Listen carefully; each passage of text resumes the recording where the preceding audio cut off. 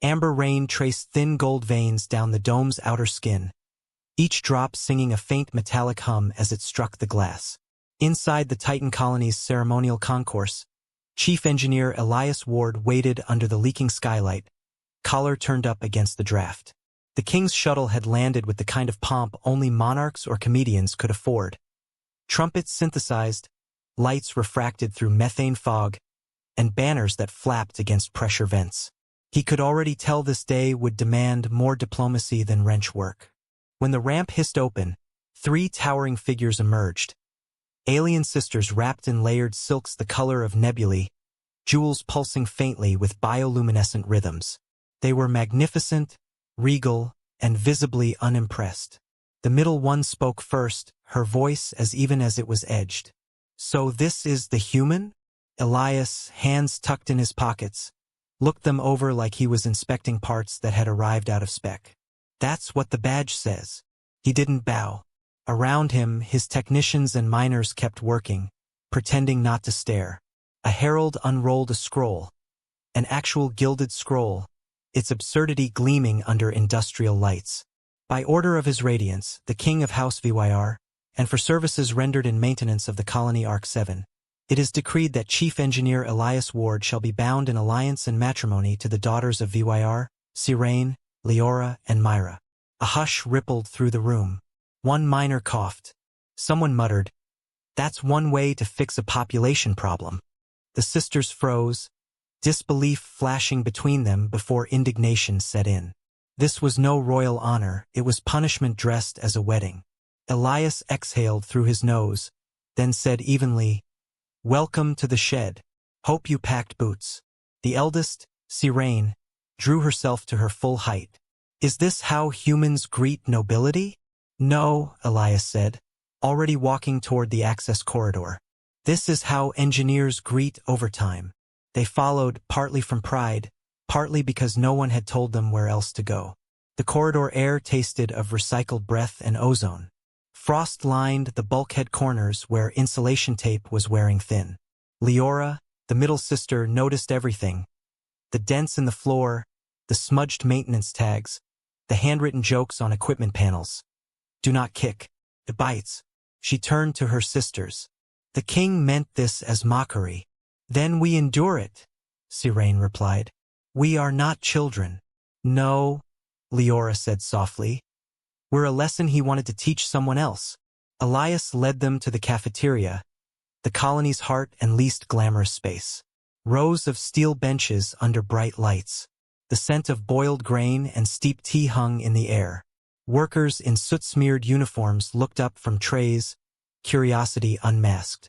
Leora caught their stares, some wide-eyed, some wry but none cruel.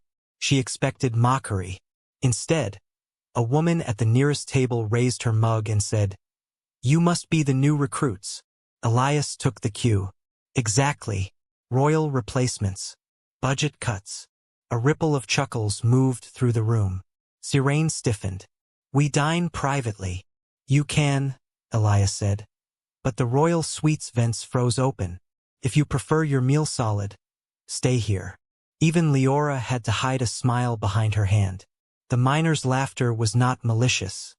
It was release. Elias carried 3 trays himself, ignoring the aides flapping behind him. He set them down before the sisters. Spiced grain, braised kelp, hot tea poured with a steady hand. Leora studied him. His nails were clean but stained, his movements economical. "You serve your own guests?" "Only the ones who work," he said, sitting opposite her. A distant chime interrupted, soft, then louder, a rhythm every colonist recognized. Pressure variance. Elias rose instantly. "Sensor noises back. If it isn't noise, we've got a problem." He looked at Leora. "You have good hearing, right? Come on." Sirene scoffed. "She's no technician." Elias was already moving. "Then she'll learn fast." Leora hesitated a heartbeat, then followed. Pride could wait. Survival couldn't. The maintenance shaft was narrow and loud with rushing air. Elias knelt by a gauge cluster, brow furrowed. "Reading's wrong.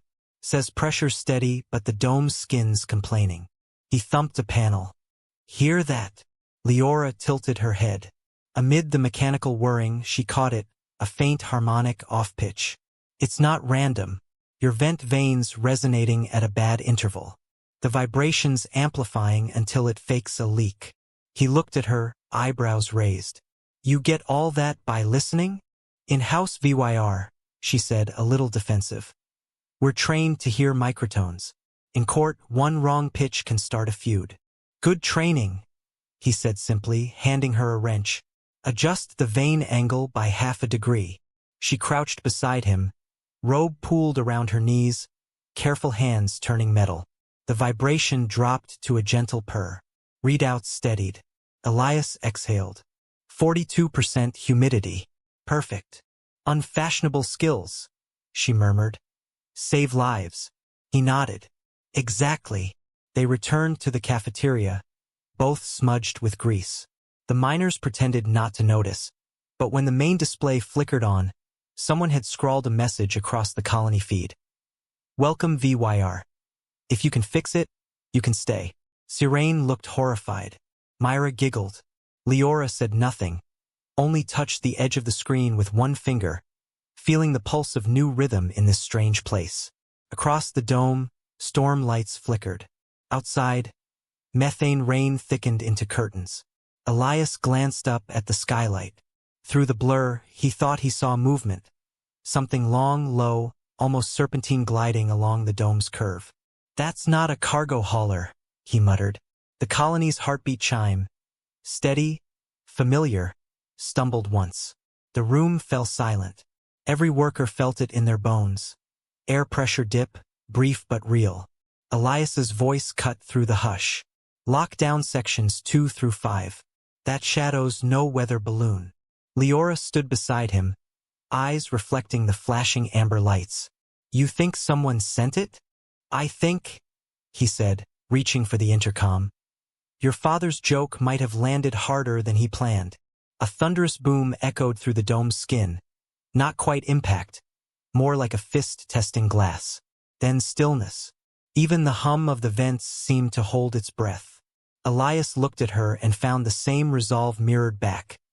A strange, quick understanding between two people from opposite worlds. Stay behind me, he said automatically. Not a chance, she replied, stepping forward, voice calm, steady. If this place is mine to mock, it's mine to defend.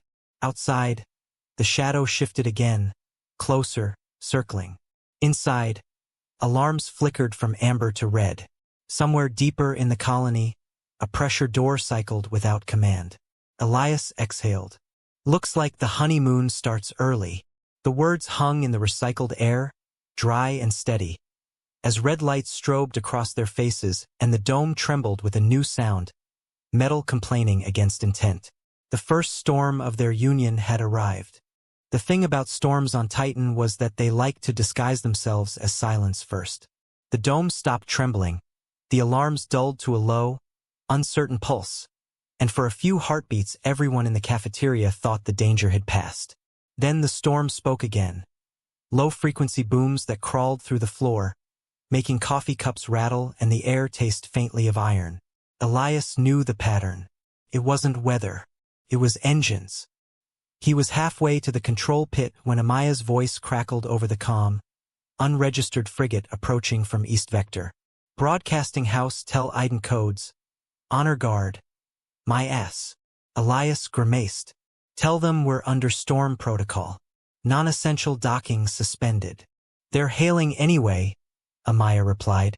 Tones all velvet. Yeah, Elias said, glancing at Leora, who had followed him. They polish their poison. The display screens brightened with the image of Prince Karsh, the same tell merchant who'd mocked them at lunch. He was now dressed in ceremonial armor that shimmered with embedded LEDs. Part soldier, part salesman. Chief Ward, he said smoothly. Your hospitality is legendary.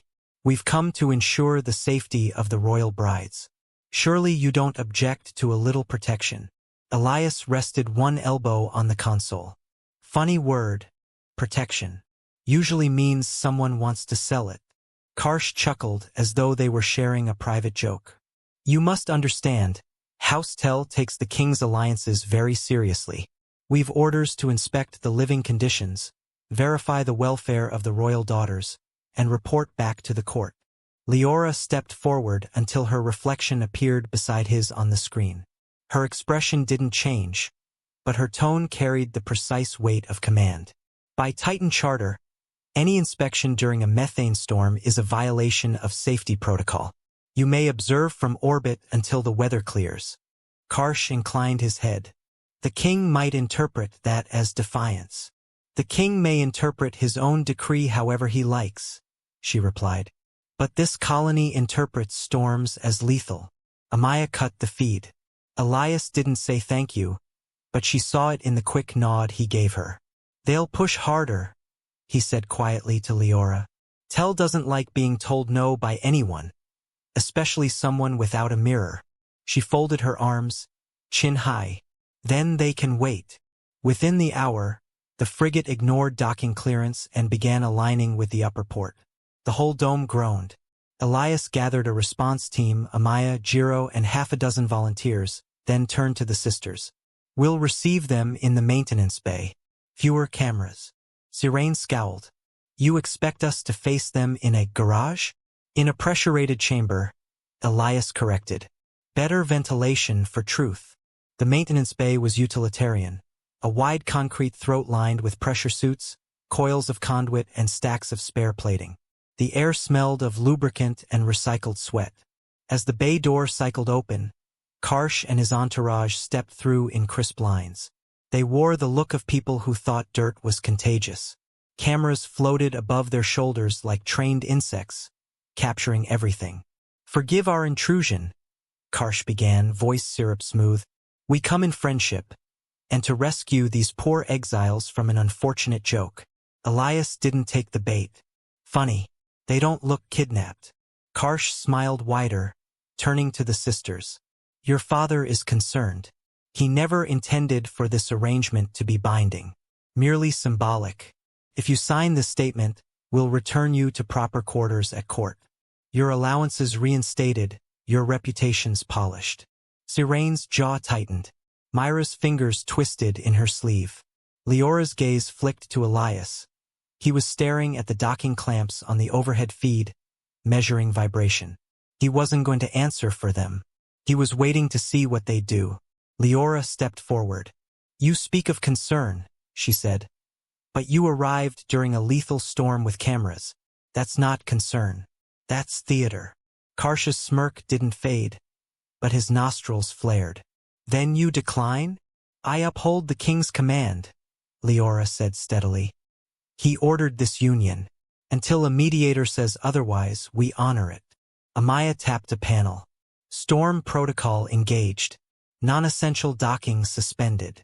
The Tell guards shifted uneasily.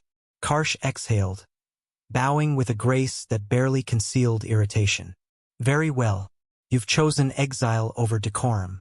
Remember that choice. His gaze slid to Elias. And you? How long before they decide you're not worth the spectacle? Elias smiled without warmth. Longer than it'll take your ship to unstick its landing clamps in this wind. Karsh left with his entourage, stiff-backed and dripping contempt. When the doors sealed, the bay erupted in low laughter and relieved chatter. Leora didn't laugh, but her shoulders loosened. In the lift back to the living decks, Myra whispered, We made it worse, didn't we? Elias hit the emergency stop and turned to them. No, you made it real. The colony only fights for what's real. What game is this? Sirene demanded. The one where your father wants you to fail politely, Elias said. And Tell wants me to hand them our vapor harvester blueprints. We disappoint both, we win. The sisters exchanged glances, unsure if he was joking. He wasn't. He led them to the greenhouse, one of the few warm places left under the dome. The air was rich with chlorophyll and humidity. Rows of hydro trays glimmered with artificial sunlight. Colonists tended vines, testing pH levels, humming songs that matched the irrigation rhythm. A child waved shyly at Myra. She knelt, letting him touch her bracelet. This, Elias said, is where the colony breathes. He pointed to a cracked manifold. But we've got a flow issue. Replacement's 3 weeks out. I can rig a rover heat exchanger, but we'll need to trick the system into thinking it's balanced. Leora examined the valve, her instincts turning sound into structure. Alternate the pulse cadence, she said. It'll fake a fuller cycle, like a choir filling a note that isn't there. Plain English, he asked. Lie convincingly, she said. He grinned. Now you sound like an engineer. They worked side by side, sleeves rolled up, sweat dampening silk. When the manifold steadied and the green glow deepened, the workers clapped quietly. Leora tried to wave it off, but their nods of respect felt different. Earned, not demanded. Later, as they walked back, Elias said, "Unfashionable saves lives." She glanced at him. "You said that before." "Still true," he replied. That night, the Colony Council convened a hearing under the flickering cafeteria lights. Karsh appeared again, projected larger than life, flanked by lawyers with data tablets. The question was simple. Can the king bind a self-governing colony through royal decree? Elias gave his report, technical, dry, irrefutable. If we violate protocol, people die. That's the whole law. Then Karsh's voice, velvet laced with acid. Your Highness Leora, do you will this arrangement? Or is it coercion by circumstance? Leora's pulse thundered in her ears. Every lens in the room turned to her. She remembered every whisper at court, every smirk about her size, her voice, her usefulness. She thought of the child in the greenhouse, of Elias's steady patience, of this battered dome that still fought to live. She straightened her shoulders. I will not be a joke, she said. I will be a partner. A murmur spread across the room. Even the council, usually stoic, nodded slightly. The ruling came swift. During storm protocol, no extraction allowed. The provisional union would stand until a mediator reviewed it. Karsh's face vanished in static. The sisters sat in stunned silence. Leora stared at her hands, at the faint grease stains that hadn't quite washed off. She thought they suited her. Elias passed by, collecting their empty cups. Hands sore. She looked up, surprised. A little. Good sign, he said. Means you did something that mattered. For the first time since landing, she smiled fully. So did you. He was about to reply when Amaya called from the console wall. Chief, the storm map's changing fast. On the main screen, Titan's swirling orange clouds reshaped into a darker spiral moving straight for them. But over the storm's data feed, another layer pulsed, a signal pattern too clean to be natural. Encrypted chatter, Jiro muttered. Not ours. Elias's gut tightened. Karsh doesn't like losing face. The heartbeat chime that kept time with the dome's pressure stuttered. Once, twice. Then one of the outer doors cycled, no authorization, no hands on the panel. Air hissed through a breach somewhere unseen. Leora's voice was calm but low. Someone's coming in. Elias didn't hesitate. Everyone to positions. If House Tel can't escort you out, someone less polite might try to blow you out. He hit the alarm override. Red light washed the cafeteria. Across the dome, power conduits groaned as storm pressure climbed. Stay behind me, he said automatically. Leora's reply was steady. Not this time. Outside, the shadow returned. Sharper now, segmented, crawling over the dome's surface like a living thing. The sirens rose again, joined by the deep bass rumble of something cutting metal. Elias glanced at her, half a grin amid chaos. Congratulations, Your Highness. You've just been promoted to engineer. Leora grabbed a spanner from the nearest table and squared her shoulders. Then let's start earning it. The dome's lights flickered once more as the storm and whatever hid within it struck in unison. The colony's heartbeat faltered and then began to race. The storm hit like a slow explosion. No impact, just pressure twisting through the colony's frame. The floor shuddered. Every vent screamed at a slightly different pitch until it became a chorus of panic. Elias didn't shout orders. He simply moved, and the crew moved with him. The sisters followed close behind. Skirts knotted, boots splashing through shallow water that seeped up from the condensation drains. Titan storms weren't loud from outside. They were loud inside. The groaning of seals, the angry hiss of air trying to escape through invisible cracks. Amaya's voice came through the calm. Pressure in Section 4 dropping fast. Not a rupture. Something's forcing an override. Manual? Elias asked, ducking through a hatch. Negative. Remote ghost node. The system thinks the door requested to open. Elias swore under his breath. Someone planted code. Jiro, track it. Jiro's tablet spat static. The signals piggybacking on mechanical resonance. Vibration through the vent shafts. Leora caught that and froze. Resonance? Then it's not digital. It's sound. He turned to her. Explain. She knelt, palm flat against the wall, eyes half closed. The metal vibrated with an unsteady rhythm, too regular to be random. It's sending commands in harmonic bursts. Someone's making the dome sing itself open. That thought chilled him. He grabbed a flashlight, scanning the shaft until the beam caught a faint silver glimmer. A droplet the size of a tear clinging to the vent wall. Not moisture. A sensor bead. Found it, he muttered. Physical transmitter. Elegant and stupidly dangerous. Myra leaned closer, wide-eyed. Can you stop it? Maybe. Depends who's smarter. Me or the person who planted it. Sirene crossed her arms. Then we have a problem. Leora touched the bead lightly, listening. It's cycling 3 tones. The lowest one controls the actuators. Elias's respect for her deepened. You can hear that? She nodded. It's wrong. Off by half a beat. Like someone humming out of tune to hide a lie. He smiled faintly. Then we'll teach it the truth. They set up a crude workspace in the vent chamber. Amaya rerouted power. Jiro rigged the backup seal. Elias patched the comm line to a manual override. Sweat streaking through grime on his forehead. We can jam it, he said. But we'll lose airflow until it resets. We'll need another way to maintain pressure. Or, Leora said slowly, we could drown the false signal with a cleaner one. Overwrite it with harmony. Counter-resonance. His grin was quick and boyish despite the chaos. You're thinking like an engineer. I'm thinking like a singer, she replied. They worked in tandem, Elias at the control board, Leora calibrating frequency ranges by ear.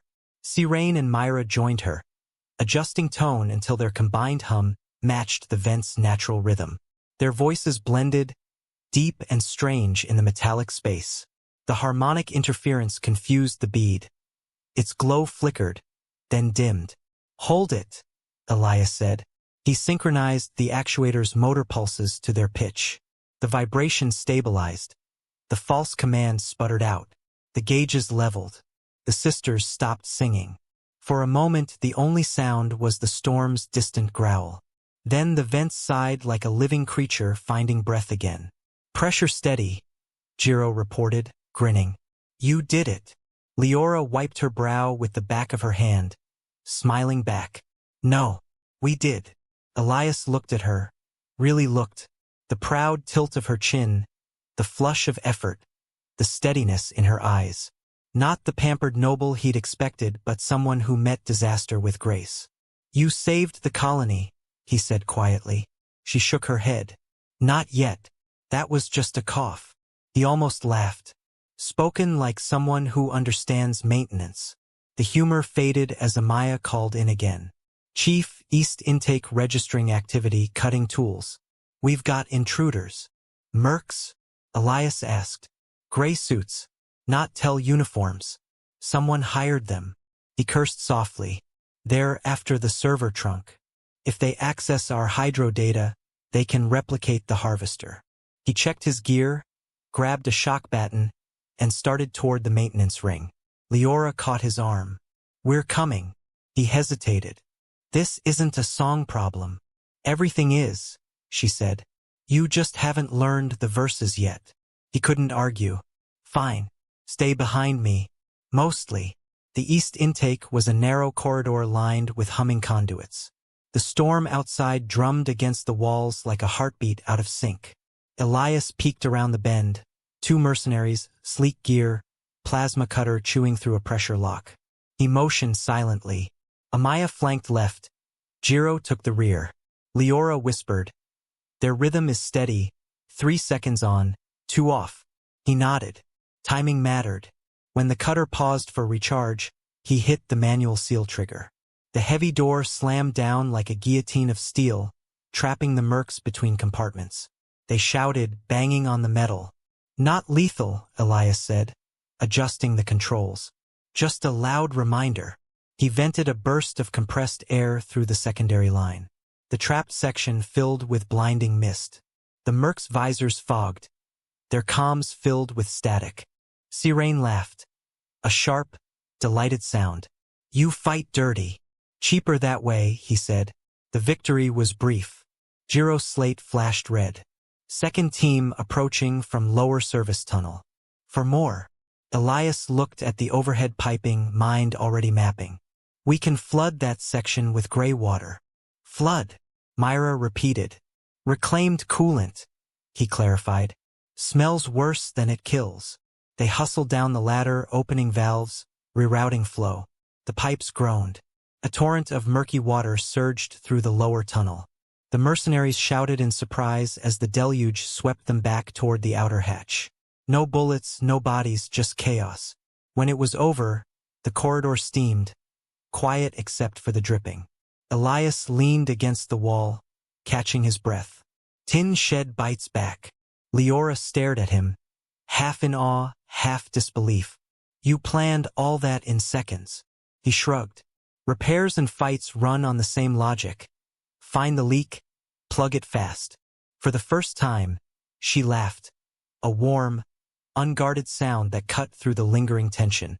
"You'd do well at court if you weren't so functional." "I'll take that as a compliment," he said. Then Karsh's voice rolled through the intercom. Syrup turned to acid. "Enjoy your little triumphs, human. The king's patience has limits. You've embarrassed a house and an empire. You think you can keep them?" Elias stared up at the speaker. "If they're this much trouble, probably." Karsh chuckled. "Then enjoy starvation. The blockade begins now." The comm cut off.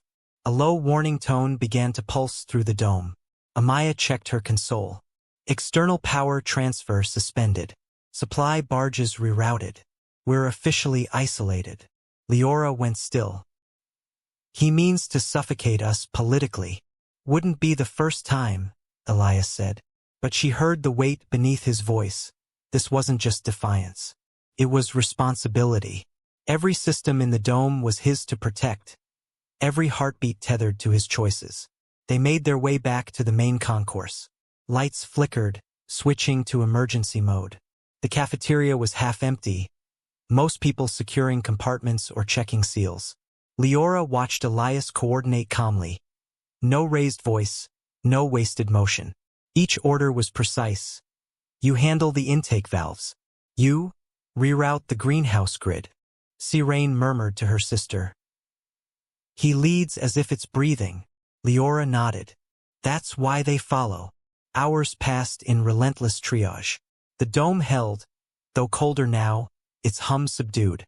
Finally, in the stillness before dawn's cycle, Elias sank onto a crate, rubbing his temples. Leora approached, handing him a tin mug of lukewarm tea. "Still rationing the good stuff?" he asked. She smiled faintly. "You taught us. Save the heat for the roots." He chuckled quietly.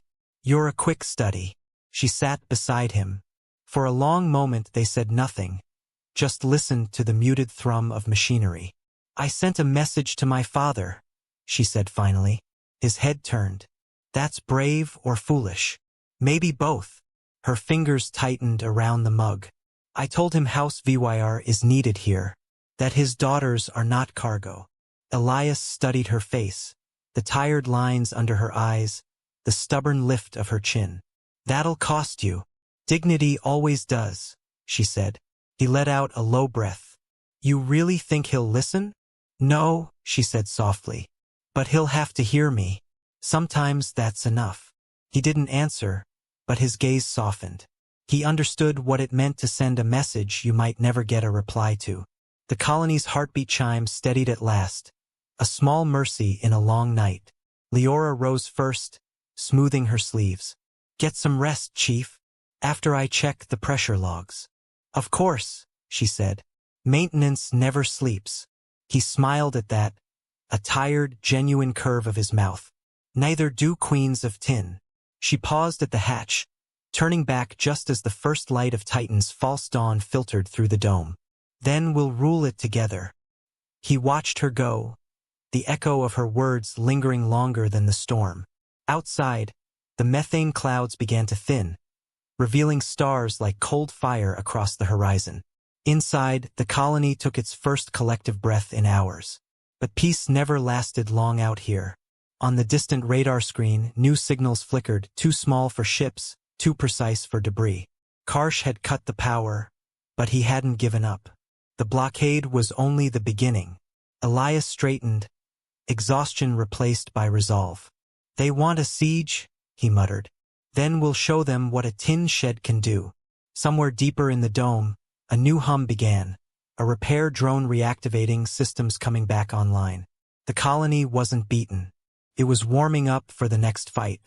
By the third day of the blockade, Titan's dome had gone dim. The light panels cycled at half power, casting everything in a perpetual amber dusk. The air tasted faintly metallic from recycled filtration. In the cafeteria, rations were handed out in silence. Thin soup, one piece of flatbread, no seconds. Elias stood at the back of the line with the rest, spoon in one hand, schematic slate in the other. He ate without complaint, eyes scanning numbers that refused to cooperate. The colony could survive the storm, couldn't survive being cut off. No fresh shipments meant no replacement filters, no nutrient powder, no fuel cells for the heaters. The king had made his joke, and House Tell had decided to twist it into punishment. Across the room, the sisters sat together, their once glimmering robes dulled from days of labor. Leora's voice had grown rough from long hours coordinating repairs and singing pressure calibrations. Sirene oversaw ration distribution with the strictness of a commander, and Myra helped in the greenhouses, her laughter muted but still bright enough to soften tension. They'd become part of the rhythm here, not guests, not ornaments, but workers. Elias approached their table with a datapad under his arm. Status update, he said. Greenhouse yields down 12%. We'll need to reduce oxygen cycling tonight. Leora looked up sharply. You'll freeze the dormitories. Better cold than hypoxic, he replied.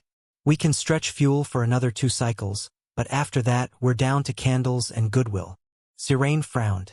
And our father? Has he truly abandoned us to this farce? Elias set the datapad down. He sent a message. Poetry, mostly. Something about winter weddings and strong branches bending. That means nothing, Sirene snapped.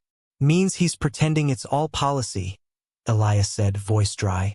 Easier to call it diplomacy than cruelty. Leora's expression hardened. Then we must turn his policy into truth. He raised an eyebrow. You have something in mind? Before she could answer, Amaya jogged in from the comms bay, breath fogging. Chief, private transmission came through the outer relay VYR encryption. Leora stood. From my family? From someone claiming to be your aunt, Amaya said, handing her a folded hollow scroll. Leora activated it. A shimmer of blue light resolved into an older alien woman, regal but weary. My dear nieces, the projection said. Your father wishes this ordeal to end. The king will issue a formal statement voiding the union and restoring your titles. A shuttle waits beyond the storm belt. Come home. We'll call this lesson complete. The message ended. Silence followed. Myra looked hopeful. Sirene looked torn. Elias simply asked, And what's the price? Leora glanced at him. The message didn't say. It never does, he said. But there's always one. Hours later, the price revealed itself when a second transmission arrived. This one from Apex Extraction Corporation, the largest private mining outfit in the outer system. The recruiter's voice was syrup smooth. Chief Ward, Your leadership under duress has impressed our board.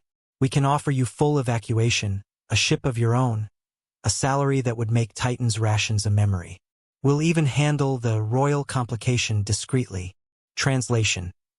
Leave now, hand over the colony's vapor harvester designs, and the sisters vanish into polite obscurity. Elias shut the channel and sat for a long time in the dim office, staring at the screen's afterglow. The harvester was his life's work, a system that turned Titan's atmosphere into breathable air and potable water. If Apex got it, they'd patent it, monetize it, and let Titan rot. He thought of the miners, the children in the greenhouses, Leora's steady hands tightening a bolt beside his. He deleted the offer. When he emerged, the sisters were waiting. You refused, Leora asked quietly. I prefer my air homemade, he said. Her lips curved faintly. Then we're alike. Sirene's patience snapped. You would refuse safety out of stubborn pride? Do you understand what you're condemning us to? Life, Elias said simply. The hard kind. The kind worth fixing. Leora touched her sister's arm. He's right. We can't trade one prison for another. Sirene turned away, shaking her head. You sound like him now. Better than sounding like father, Leora said softly. The next day, the shuttle arrived. It came through the storm at dawn, gleaming gold under the methane haze, carrying Leora's aunt and a retinue of royal attendants. The docking sequence played out with ceremonial precision. The colonists gathered, unsure whether to cheer or duck. The aunt stepped out, robes unwrinkled despite the weather, her tone measured. My dear nieces, you've done enough. The king forgives this folly. Come home. Leora bowed formally. We thank you, aunt, but we cannot leave. The colony needs us. Her aunt's eyes softened, then hardened again. Need? You are princesses, not laborers. Here, Leora said. Those words are the same thing. The older woman sighed. Then at least come aboard long enough to sign the annulment. Appearances must be kept. Elias crossed his arms. You mean the king's pride must be kept? The aunt looked him over like a specimen. You're the human. So they tell me. You're a curiosity, Chief Ward. Nothing more. Don't mistake utility for invitation. I don't, he said. But I know which one keeps people breathing. Leora stepped between them. Aunt, if you came to save us, help us stabilize the dome instead. The hydro pumps are failing. Her aunt blinked. You ask me to fix pipes? To prove you care, Leora replied. The woman hesitated, then turned away. You have your mother's defiance, and her fate will be yours if you stay. She left the docking bay without another word. Elias watched the shuttle seal again. That was your last lifeline, he said quietly. No, Leora said. It was a test. Of what? Whether I'd still choose the work when comfort called. He couldn't argue with that. 2 nights later, the temperature dropped another 5 degrees. Breath fogged in the corridors. The greenhouse's pumps wheezed, struggling to keep roots from freezing. Elias huddled with his team around a schematic. We need to divert power from housing to the greenhouse. People can survive cold. Plants can't. Won't that make the dorms unlivable? Amaya asked. Not if they share heat, he said. Bundle up. Use the generator from Bay 4. Leora entered mid-sentence, wrapped in a heavy coat. You'll be blamed. I can take it, he said. She met his eyes. Then let me announce it. He blinked. Why you? Because my people will listen to a royal more than an engineer. And your people already trust you. He hesitated, then nodded. All right, make it count. That evening, Leora stood on a cafeteria table with a loudspeaker in hand. The crowd of colonists and miners gathered below. House VYR's daughters are not guests, she declared. We are workers among you. From this hour, we ration light to save life. If anyone mocks this tin shed, they mock us. The room erupted in applause, spoons clanging against mugs, boots stomping. Even the children laughed. For once, pride didn't separate them. It welded them together. Karsh appeared on the main display a moment later, his smile all venom. Touching. A queen of scraps. But loyalty doesn't heat domes. Tell me, Chief, has she convinced you to die for her? Elias leaned toward the camera. Only if she keeps singing. Karsha's amusement faded. Then freeze with your morals. The feed cut. Minutes later, a tremor rippled through the dome. The storm outside had worsened. A stray lightning strike hit one of the comms masts, sending shards through the outer plating. The greenhouse lights flickered, then died. Elias ran. By the time he reached the greenhouse, half the irrigation lines had ice solid. Leora and her sisters were already there, breath steaming, trying to pry open stuck valves. We can't heat it fast enough, Jiro said. The generators are tapped. Leora's mind raced. Sound, she said. We used resonance before, heat through friction. He stared at her. You want to sing the dome warm? It's all we have, she said. We can drive vibration into the panels. Keep the airflow moving until the heaters catch up. Sirene and Myra joined her without hesitation. Elias toggled the internal mics, routing the sound through the duct network. When you're ready, he said. The first notes rose low and pure. The harmonies spread like waves through the dome, trembling the walls. At first, the colonists stared in awe, 3 alien women singing into a storm. But then the readouts began to shift. Condensation melted from the panels. The greenhouse temperature rose by a fraction. Then 2. It wasn't much, but it was enough. Elias felt the warmth seep back into his fingers. Keep going, he called. You're buying us time. The sisters sang harder, voices raw but resolute.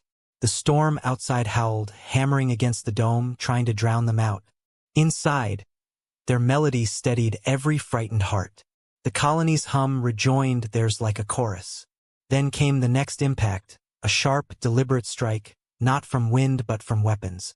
The mercenaries had returned, testing the weakened plating with small detonations. Alarms wailed. Pressure dipped. Amaya's voice crackled through the calm. They're firing from the east ridge. Focused beams. They'll breach in minutes. Elias turned to Leora, who was gasping between notes. You still with me? Her throat was red, her voice nearly gone, but her eyes were clear. Until the joke's funny, she rasped. He managed a grim smile. Let's make them laugh then. Another blast rocked the dome. The air shivered with heat and fear. Elias grabbed a toolkit and sprinted for the outer bay, shouting over his shoulder, Keep singing! Behind him, Leora's voice rose again, cracked but unbroken. The colony's heartbeat quickened in rhythm with hers. The joke that had started as mockery was now a vow carved in steel and song. They would not be silenced, not by storm, not by court, not by cruelty disguised as order. Outside, red warning lights flared as the mercenaries advanced. Inside, Elias and Leora braced for the final test that would decide who Titan truly belonged to. The mercenaries struck just before dawn, the hour when fatigue erodes courage and cold makes even steel feel brittle.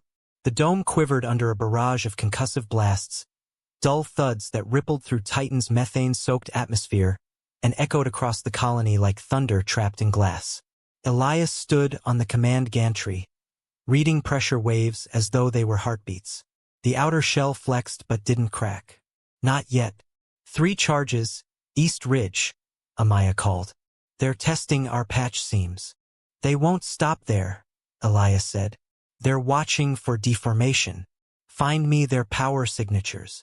Leora's voice came through the calm, hoarse, exhausted, but unshaken.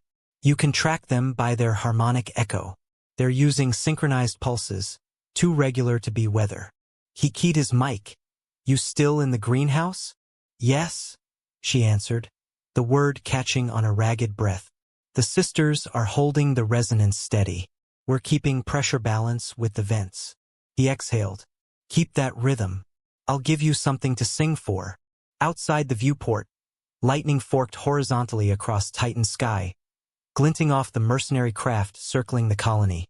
Small, fast cutters with scavenged weapons. They weren't meant for siege. They were meant to intimidate, to crack morale before the metal. Elias turned to his team. We can't outgun them, but we can make their sensors blind. He grabbed a cable spool and sprinted down the ladder to the communications hub.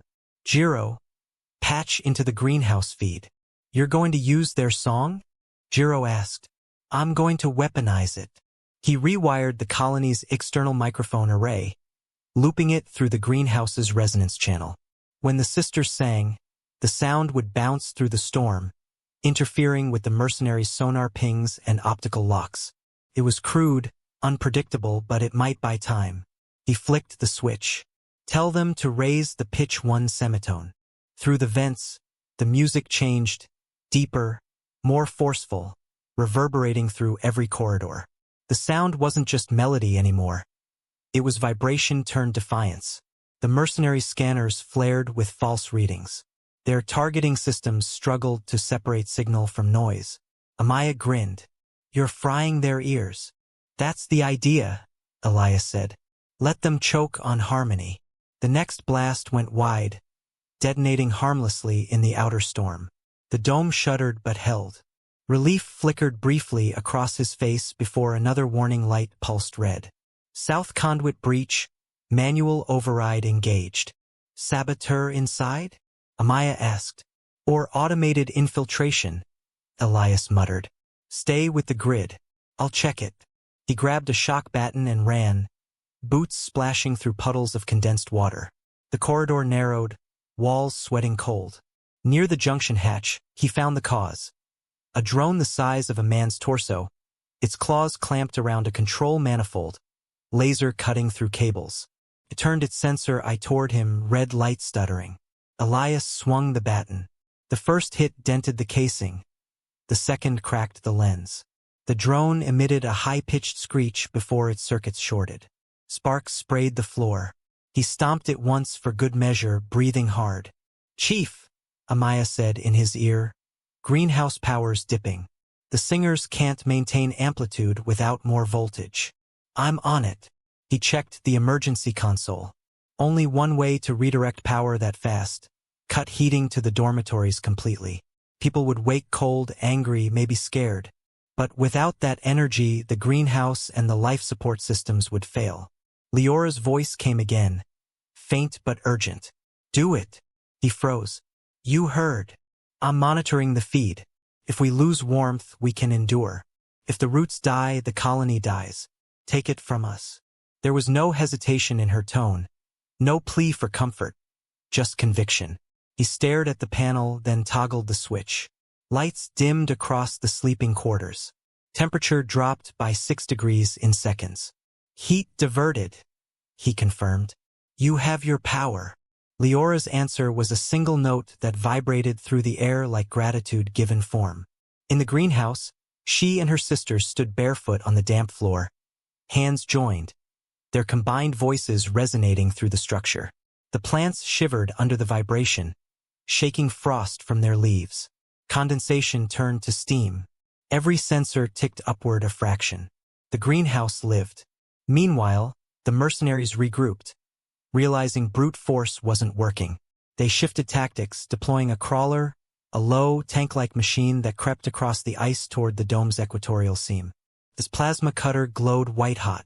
Elias saw it on the feed and swore. Amaya, that thing breaches the seam, we're done. Options. None that don't end with an explosion. Then we get creative.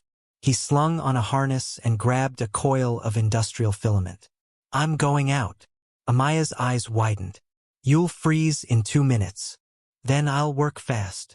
He cycled through the airlock, the hiss of equalizing pressure almost deafening. The outside world was a frozen sea of amber fog and distant lightning. Every step on the metal walkway crunched like breaking glass. He moved low, rope anchored to the safety rail, the filament coiled at his waist. The crawler was visible now, a squat shadow gnawing at the dome, its cutter spraying sparks. He looped the filament around the crawler's sensor mast and anchored it to a maintenance winch. Then, timing each motion to the pulse of the storm, he hit the winch control. The filament snapped taut and sliced through the mast like a garrote. The crawler jerked, confused, its navigation spinning. Jiro, spoof the mast beacon, he said through gritted teeth. Copy. The crawler's systems misread the signal, reversing course. It trundled backward into the fog, disappearing down a slope.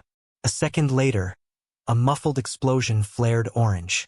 "Crawler down," Elias said, exhaling. "One less leak." He turned back toward the airlock and froze. A figure stood in the storm. Karsh, encased in sleek black armor, helmet visor gleaming. His voice came through external comms, distorted by wind. "You could have been rich, Ward.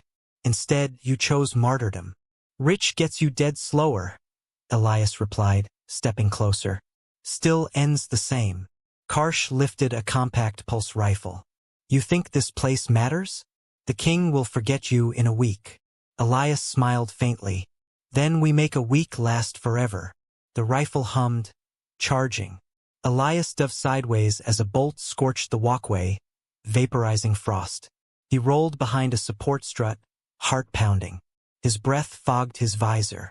Karsh advanced methodically, another shot slicing the air.